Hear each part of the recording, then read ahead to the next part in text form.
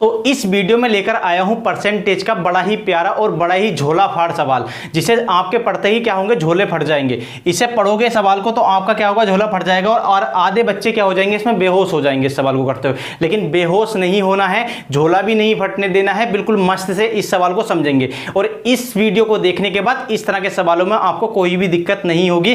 तो बने रहिए, पूरी वीडियो में करते हैं फिर एक छोटी सी वीडियो में बड़ा धमाका। जैसे कि यहाँ पे है ये, यदि ए का 90% और बी का 30% आपस में बराबर हो तो, तथा ए का x% बी के बराबर हो तो x का मान बताइए। ठीक है, बिल्कुल प्यार से करते हैं, जैसा क्वेश्चन में कहा वैसे लिखते हैं। जैसे कि यहां पर कहा है ए का 90%, तो का की जगह लगाएंगे मल्टीप्लाई, ए को ऐसे के ऐसे ही लिखा, का की जगह लगाया मल्टीप्लाई के साइन, 90 है, 90 को ऐसे के ऐसे ही लिखा और प्रतिशत का साइन हटा के बटे में क्या लगा दिया हमने, 100 हमने लगा दिया। इसके बाद आगे कहा है और बी को ऐसे का ऐसे ही लिखना है, का की जगह लगाना है मल्टीप्लाई और 30 को ऐसे का ऐसे ही लिखना है और यहां पर प्रतिशत का साइन हटाओ और बट्टे में क्या लगा दो, 100 लगा दो।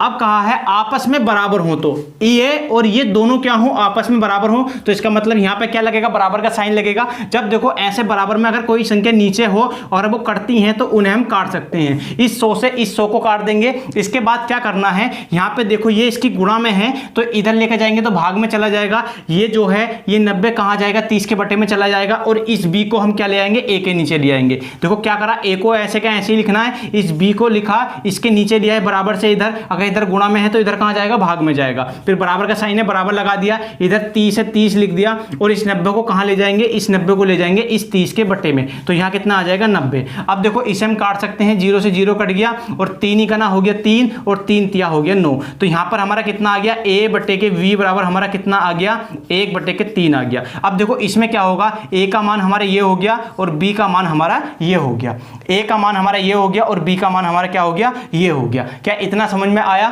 फिर अगर इतना समझ में आया तो अब आगे करते हैं। यहां पे कहा है a का, अब कहा है a का x प्रतिशत, तो क्या होगा, a को ऐसे का ऐसे ही लिखना है, का की जगह लगाना है मल्टीप्लाई और प्रतिशत x है, x को ऐसे का ऐसे लिखा, प्रतिशत का साइन हटाओ, बटे में कितना लगा दो, 100 लगा दो।